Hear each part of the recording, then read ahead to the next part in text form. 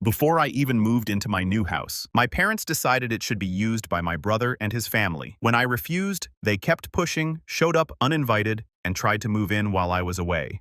So I'm 28 male, a welder from Knoxville, Tennessee, and I need to tell you guys about the most satisfying nuclear option I've ever pulled on my family. But first, you got to understand the setup. My older brother Jared is 32 and has been the golden boy since we were kids. I'm talking about full-blown favorite child syndrome here. This dude could have burned down the house and my parents would have blamed the matches. Let me paint you a picture with just 2 moments that'll tell you everything you need to know about the family dynamics. I was 14 working weekends at Ace Hardware making $7.25 an hour, saving every penny for 6 months to buy a PlayStation 3. 6 freaking months of dealing with contractors asking me where the left-handed screwdrivers were kept, all so I could save up $400 for this console. The day I finally have enough money, I come home to find Jared, who's 17 and hasn't worked a day in his life, playing on a brand new PS3 in the living room. "Oh, your father and I thought Jared deserved something nice for getting a C+ in chemistry," Mom says, not even looking up from her cooking show. You understand, honey. Jared has been struggling. The kid had been failing chemistry because he spent every class period texting girls and vaping in the bathroom. Meanwhile, I'm pulling A's and B's while working weekends. And somehow, that makes me less deserving of a freaking video game console. "What about my money?" I asked. "Well, now you can save it for something more practical," Dad chimed in. "Maybe some new work boots." Jared looks me dead in the eye and says, "Thanks for doing all that saving, little bro. Really took the pressure off me having to work for this." The only person who ever called out their nonsense was my grandpa Joe. That man was pure old-school tough. Fought in Korea, worked construction for 40 years, and drove a 1969 Dodge Charger RT that sounded like pure American thunder. He was the one who taught me how to use tools, how to fix things, and how to spot things from a mile away. "Your parents think they're being fair," he told me once while we were changing the oil in his Charger. "But fair doesn't mean equal when one kid's a worker and the other's a taker. You remember that, Blake? You've got something your brother will never have. What's that backbone? And the sense to use it when it matters." When Grandpa passed during my junior year of high school, he left me that Charger. Mom and Dad immediately started pressuring me to sell it. "That car is worth money. It's just going to sit there and rot. What's the point?" The point was that it was mine. The first thing in my life that was truly, completely mine. I kept that car in storage, paying the $45 monthly fee out of my Ace Hardware paychecks. And every month when I wrote that check, I thought about Grandpa's words. Now let me tell you about the college thing. I'm getting ready for college, busted my butt through high school shop classes, worked nights at the hardware store helping contractors find the right bolts and explaining why they needed galvanized screws for outdoor projects, got accepted to University of Tennessee, figured I'd live at home to save money like a responsible adult. Jared had gone to Vanderbilt, his dream school, and my parents covered everything. Tuition, room, board, even his frat dues so he could play beer pong and network with other trust fund babies. So naturally, I assumed they'd help me out too. Wrong. Dead wrong. I'll never forget this conversation.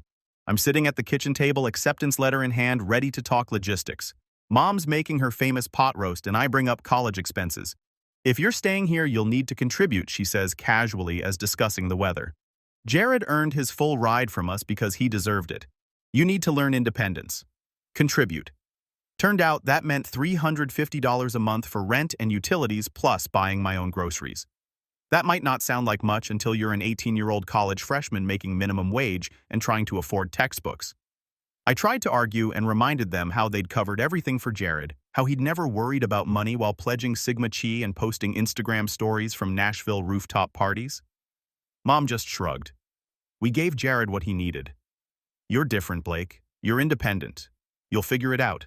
So I picked up extra shifts at Ace Hardware, sometimes working until midnight stocking shelves and helping weekend warriors find their paint supplies. I'd walk past the campus Starbucks every morning watching other students grab their $6 lattes and breakfast sandwiches while I nursed my thermos of homebrewed coffee and ate peanut butter banana sandwiches I'd made at 6 o'clock a.m. Every month I'd hand over that $350 to my parents while Jared called home complaining about how the dining hall wasn't organic enough. They'd actually send him care packages. I found the receipt once. $85 worth of his favorite snacks plus a $50 Kroger gift card. The inequality was suffocating, but I kept telling myself it would pay off eventually. The only thing that kept me sane was knowing Grandpa's charger was waiting for me in that storage unit. Every month, I'd remind myself that someday I'd have a garage and the time to bring her back to life. After graduation, I got the hell out of that house and found a cramped studio in Knoxville. That's where my childhood best friend Mason came through like the legend he is. This dude showed up with his beat-up Ford pickup, a cooler full of drinks, and zero questions asked. "So we're moving you out of the family funhouse," he said, loading boxes into his truck bed. "About damn time." Mason's a mechanic. Always has an opinion about everything. We'd been tight since middle school, bonding over shop class and our mutual hatred of pretentious people. While other kids were worried about who was dating who, we were learning to rebuild engines and calling out craps when we saw it. "Your parents know you're bouncing," he asked, hefting my pathetic excuse for a couch. "They'll figure it out when I stop paying rent," I said. Savage. I respect that. The man helped me move everything I owned in 2 trips. Didn't even bother when we had to carry my mattress up 3 flights of stairs because the elevator was broken. When we were done, he cracked open 2 drinks and looked around my shoebox apartment. "Well," he said, "it's small as hell, but at least it's yours." That's Mason for you. Brutal honesty wrapped in loyalty. I started my career as an entry-level welder at a fabrication shop. Worked long hours, lived on frozen dinners, and pure determination. Mason would swing by after his shifts at the auto shop, usually with takeout and stories about the idiots who thought they could fix their own transmissions. A customer came in today convinced his car was making noise because the government was tracking him. He'd say demolishing a gas station burrito. Turned out his exhaust pipe was hanging by duct tape and a prayer. One night after a few drinks, I told him about the charger sitting in storage. "Wait, you've got a 69 RT just rotting in a storage unit," he said, nearly choking on his drink. "Dude, that's like keeping a unicorn in a closet." "Can't exactly work on it in my apartment parking lot," I said. "Fair point, but man, when you get a proper place, we're dragging that beast out and making her purr again." Meanwhile, Jared graduated with a communications degree and moved right back home. Spent his days playing Call of Duty and talking about his entrepreneurial ventures while our parents continued bankrolling his existence. When he finally got a job at some marketing firm, they threw him a celebration dinner at Longhorn Steakhouse. When I got promoted to lead welder after 2 years of grinding 60-hour weeks and learning specialty TIG welding, they took me to Applebee's and spent the entire meal talking about how proud they were of Jared for finding his passion. Then Jared starts dating Jessica. Sweet girl, but she'd never held a job for more than 6 months and thought budgeting was a foreign language. Our parents welcomed her like she was royalty. They got married in a ceremony that cost more than my first truck. Parents footed the bill for everything from the flowers to the open bar. After the wedding, Jared and Jessica move into a house that our parents helped them buy. Not a loan, a gift. They called it their investment in the family's future. Soon enough, the kids started coming. Mason Jr., then Lily, then baby Emma. My parents transformed into the most devoted grandparents on the planet, buying toys, clothes, offering to babysit whenever Jared and Jessica wanted date nights. They set up college funds for each kid and started planning Dollywood vacations. I tried not to let it bother me. I really did. But every family gathering was a reminder of exactly where I stood in the family. The kids would run around showing off their new toys while I sat in the corner watching my parents do on them. Jared and Jessica would complain about parenthood challenges, and Mom would immediately offer solutions. More babysitting, home-cooked meals, help with the mortgage when times got tough. I started skipping family events. It was easier than pretending everything was fine. Good, Mason said when I told him I was done with Sunday dinners. "Those people are toxic as hell. Spend your weekends doing nothing that actually matters." Then I decided it was time to buy a house. I'd been saving for years, living below my means, putting away every extra dollar, had enough for a down payment, and was tired of throwing money away on rent. But more than that, I wanted something that was mine, something no one could take away or guilt-trip me about. And honestly, I wanted a garage where I could finally work on the charger properly. Mason was immediately on board. "About time you stopped making your landlord rich," he said. "I know a good realtor." "No kidding. Won't try to sell you more house than you need." We spent weekends driving around looking at properties. Mason had this way of cutting through real estate speech that was pure gold. "This one's got great potential," he'd say, looking at a fixer-upper. Translation: it's a money pit that'll eat your savings and spit out regret. Or, open concept living space means they knock down load-bearing walls and hope for the best. Every house we looked at, I made sure to check out the garage situation. Most places had these tiny single-car garages that were more like storage closets. I needed space to actually work. I didn't tell my family about the house hunt not because it was some big secret, but because I knew they'd find a way to make it about Jared and his growing family. They'd start suggesting properties that would be perfect for when the kids visit, or asking why I needed so much space when I was just one person. "Smart move," Mason said when I told him. "Tell them after you've got the keys." Harder to screw with a done deal. I should have known better. I don't know how the word got out, but somehow it did. My co-worker Sandy, one of those people who treats other people's business like personal entertainment, mentioned to someone at her church group that I was house hunting, that someone happened to be Jessica's cousin. Before I knew it, the news had traveled through the family grapevine faster than gossip at a high school reunion. The call came on a Thursday evening. I was at my workbench cleaning my welding equipment when my phone rang. "Blake." Mom's voice was unnaturally cheerful. "Why didn't you tell us you're looking for a house?" I should have played dumb, but I was exhausted and didn't have energy for games. "I'm just browsing around. Nothing serious yet." "Well, Jared and I have been talking, and we have some wonderful ideas for you. You're going to need something with at least 5 bedrooms for the kids when they visit. And it would be perfect if you could find something near Jared and Jessica's neighborhood." I stared at my welding helmet, trying to process what she just said. "Mom, I don't need 5 bedrooms. I'm looking for something small just for me." "Oh, honey, you have to think bigger than that. This is a chance to really help the family. The kids are getting older, and Jared and Jessica's house is getting cramped. If you had a nice big place they could visit more often, and we could all spend more time together." I rubbed my temples, feeling a headache coming on. I'm not looking for a place for Jared's family to visit. I'm looking for a place for me to live. "Don't be silly, Blake. Family is what matters most. You'll want space for everyone." After I hung up, I called Mason immediately.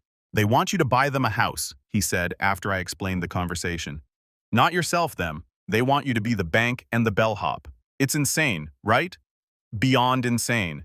It's some next-level parasitic behaviors. How much you want to bet they've already picked out which rooms the kids are getting?" The next day, house listings started flooding in.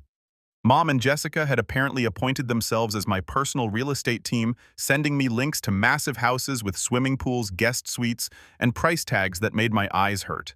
Every single one came with detailed explanations about how perfect it would be for family gatherings. "Look at this one." Jessica texted with a link to a 6-bedroom colonial. "The kids would love that backyard, and there's even a separate entrance for the in-law suite." I muted the group chat and kept looking on my own. Mason and I found it after weeks of searching a beautiful 2-bedroom ranch house in Powell, about 20 minutes from downtown Knoxville. It had a covered front porch, original hardwood floors, and a kitchen that got perfect morning light. The backyard was just big enough for a vegetable garden, and there was a den off the living room that looked like it had been designed specifically for watching Sunday football. But the real selling point, a 2-car garage with a workbench, proper electrical, and enough space to actually work on a car. "This is it," Mason said, walking through the house with me. "Good bones, solid foundation, and best of all, only 2 bedrooms. Can't fit a whole damn commune in here." "Check out this garage," I said, running my hand along the workbench. I could finally bring the charger home. "Now you're talking. That baby's been locked up long enough." I put in an offer that same day. When it was accepted, I felt a rush of pure joy. This was it. This was mine. "Congratulations, homeowner," Mason said, shaking my hand outside the realtor's office. "Now the real fun begins, keeping the vultures away from your nest." I decided to wait until after closing to tell my family. I wanted to enjoy the moment without their input. That weekend, Mom called to invite me to Sunday dinner. "We're having pot roast," she said, "and we want to talk about your house search." I almost said no, but then I thought about how satisfying it would be to announce that I'd already bought a house. Let them realize their input wasn't necessary. "Sure," I said. "I'll be there." I had no idea I was walking into an ambush. I arrived at my parents' house in Fairgate at exactly 6 p.m., mentally preparing for whatever lecture they had planned. The smell of pot roast filled the air, and I could hear the kids playing in the living room. Jared was sprawled on the couch, scrolling through his phone while Jessica chased Emma around the coffee table. We gathered around the dining room table, and for the first few minutes, everything seemed normal. Dad complained about the Titans' latest losing streak. Jared talked about some project at work, and Jessica shared cute stories about the kids. I started to relax, thinking maybe this would just be a regular family dinner. Then Mom set down her fork and cleared her throat. "So, Blake," she said with that smile that never reached her eyes, "we've been doing some research, and we think we found the perfect house for you. Here we go." I thought, it's a gorgeous 5-bedroom house in Oak Ridge, just 15 minutes from Jared and Jessica's place. It has a huge backyard for the kids, a 3-car garage, and even a basement that Jared could turn into his home office. I blinked. His home office? "Well, you know how cramped they are," Mom continued, as if this was the most reasonable thing in the world. "The kids are sharing rooms, and Jared doesn't have anywhere quiet to work. If you had a bigger place, they could spread out when they visit." "Visit," I repeated, though I was starting to get a sinking feeling about where this was going. Jessica jumped in, practically bouncing in her seat. "We've been talking about it, and it makes perfect sense. You have all this space, and we need more room for the kids to grow.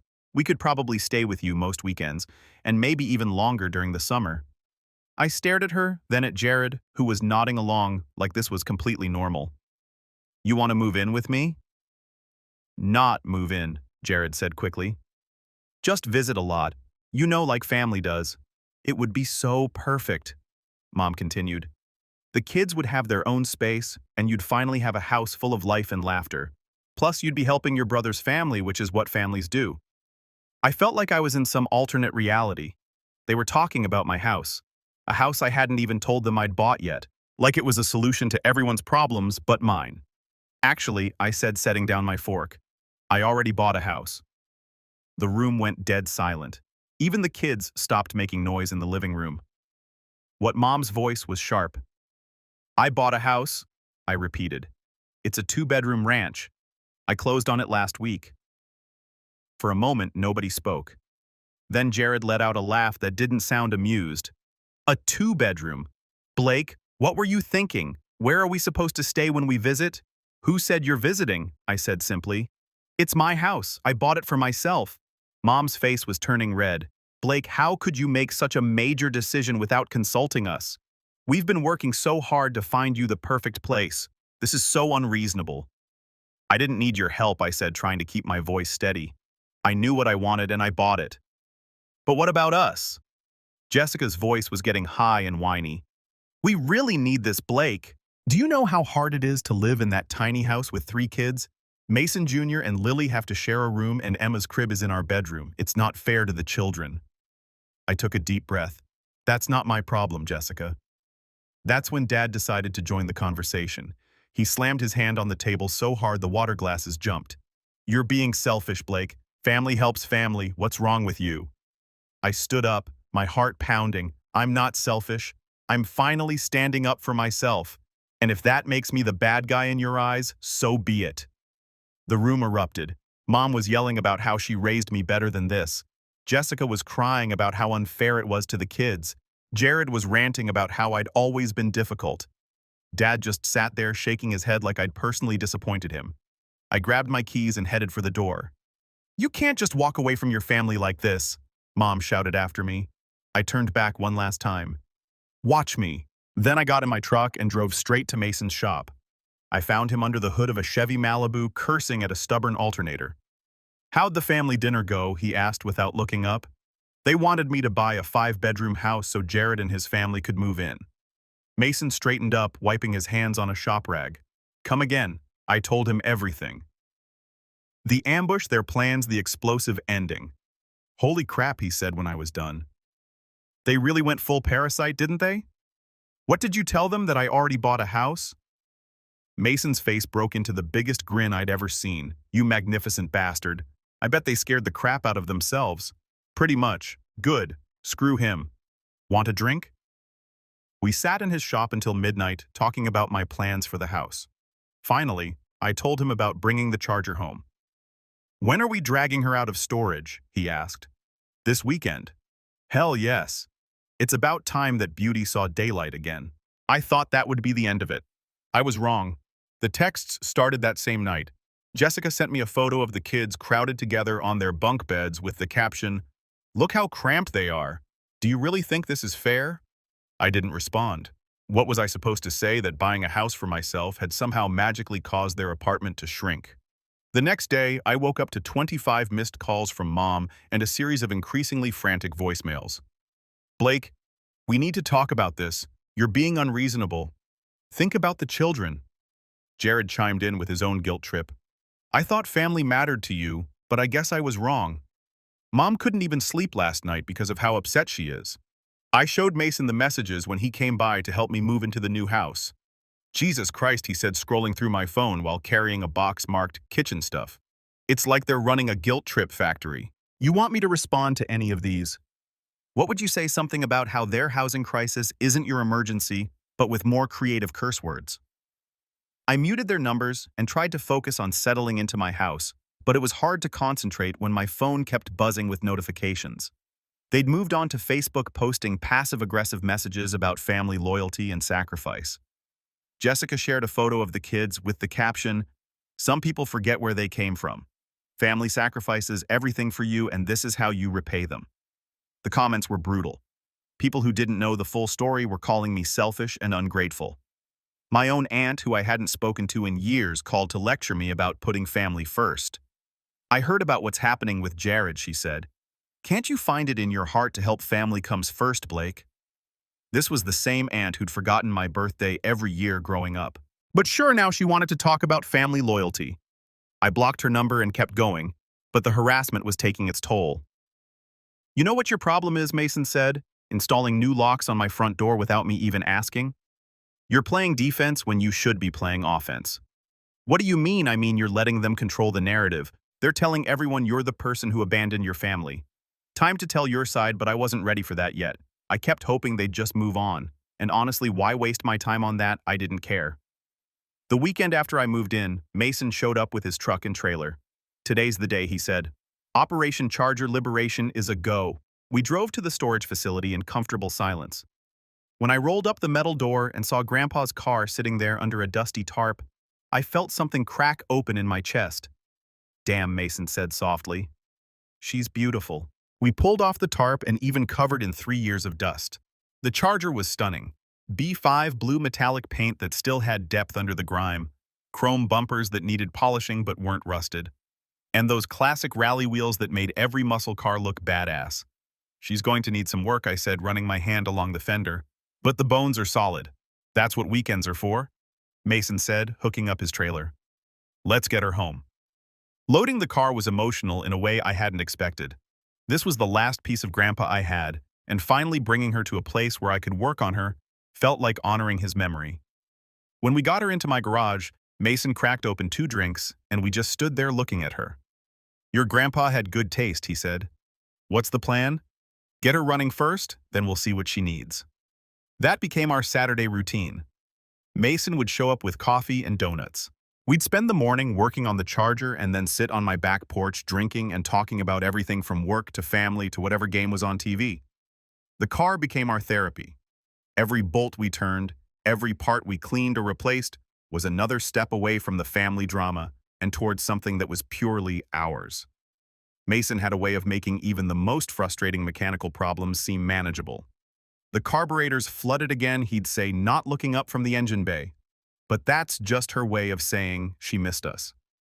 Working on the Charger gave me something to focus on besides the constant harassment from my family. When my phone buzzed with another guilt trip text, I could just go work on the car instead of spiraling into anger. The breaking point came when Jared and Jessica showed up at my house uninvited. I was in the garage with Mason trying to get the Charger's engine to turn over for the first time in 3 years when I heard car doors slamming in my driveway. I looked up to see all 3 kids running toward my back gate while Jared and Jessica followed behind carrying overnight bags. Surprised Jessica called out cheerfully, "We thought we'd come for a visit." Mason and I exchanged a look. He quietly reached for his phone to document everything. I stood up, wiping my hands on a shop rag. "I don't remember inviting you."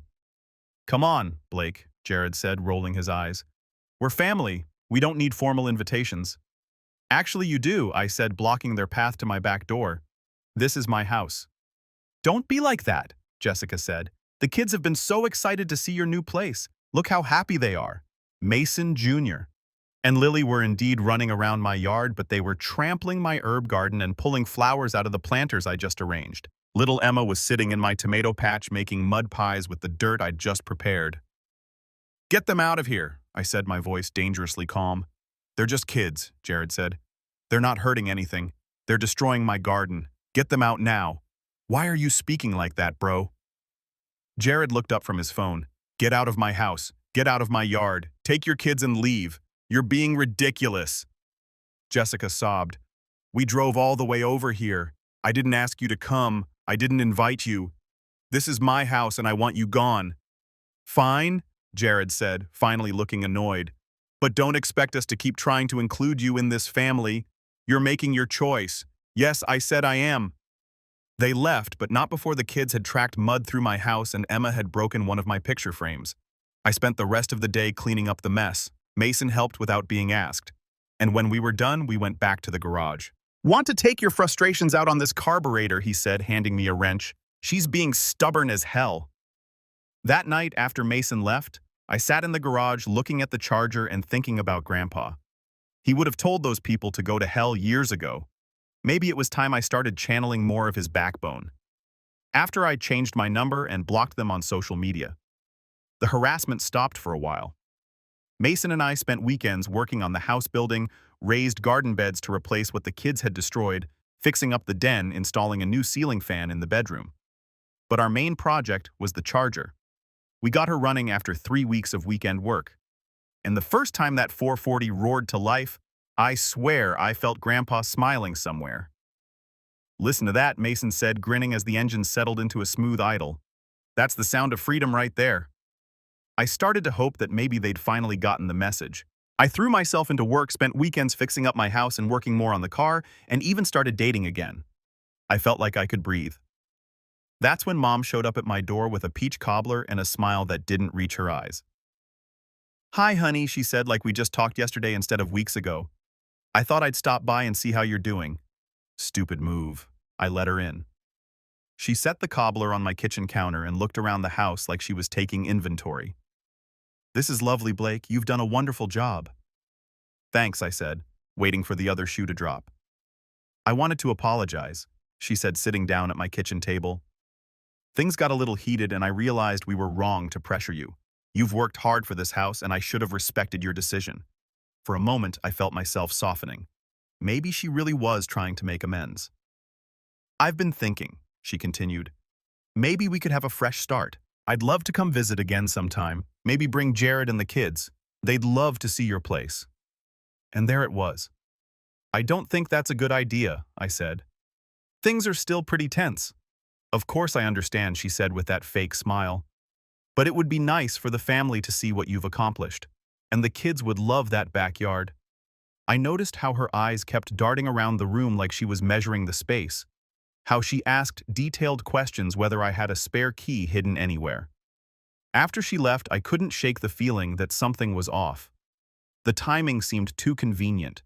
She'd spent weeks harassing me, and the second I cut them off, she suddenly wanted to make peace. I decided to trust my instincts. Mason had already installed the security system and I made sure all my windows were secure. 3 days later, I found out why.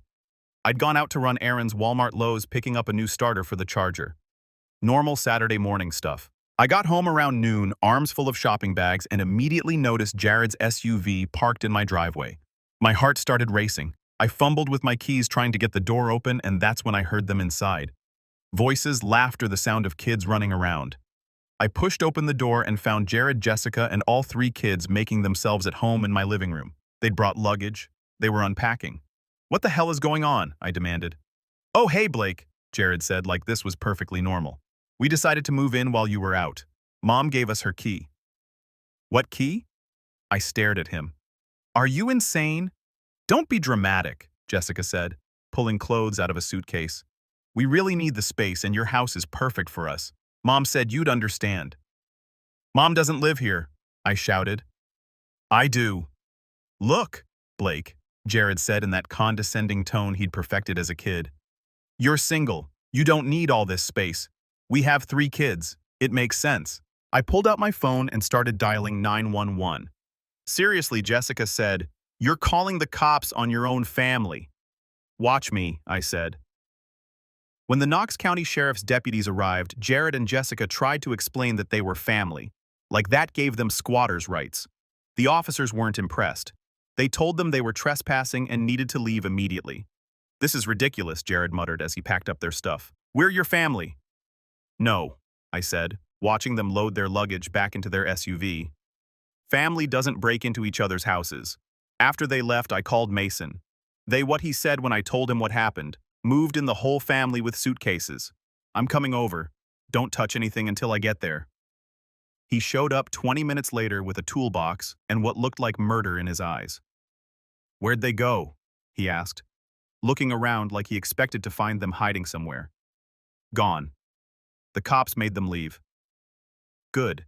Now we're changing these locks and I'm installing some upgrades they won't see coming." But that wasn't enough for me anymore. I was done. I called a lawyer and had cease and desist letters drafted for all of them. The letters spelled out everything they'd done, the harassment, the break-in, the social media attacks, and made it clear that any further contact would result in legal action. Mason had another idea. "You know what you need," he said, pulling something out of his truck bed. "I got you a housewarming gift." It was a custom doormat that read "Family Not Welcome" in bold black letters. "Had this made special," he said, grinning. "Thought you could use some truth in advertising." I burst out laughing. The first genuine laugh I'd had in months. "You're insane." "Nah, I'm practical. Now everyone knows where they stand before they ring the doorbell." That same day, I did something I'd never done before. I fought back. I posted my own social media update calmly explaining my side of the story. I didn't name names, but I laid out the facts. That I'd bought a house for myself, that certain family members had expected me to house them for free, and that when I refused, they'd launched a campaign of harassment that included breaking into my home. The response was immediate. Friends I hadn't heard from in years reached out to offer support. Co-workers from the fabrication shop, who'd heard whispers about the drama, came forward to say they'd been in similar situations. Even some of my extended family members, people who'd been getting a very different version of the story, apologized for judging me. But the best part was the silence from Jared, Jessica, and my parents. For the first time in months, they stopped texting, stopped calling, stopped showing up uninvited. I'd found my voice, and it was powerful.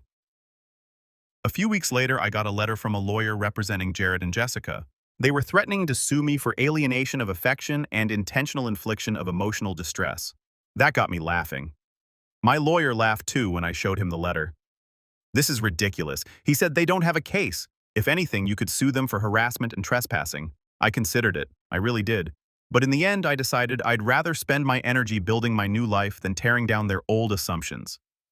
That weekend, Mason showed up with Chinese takeout and a cooler full of drinks. "Celebration dinner," he announced.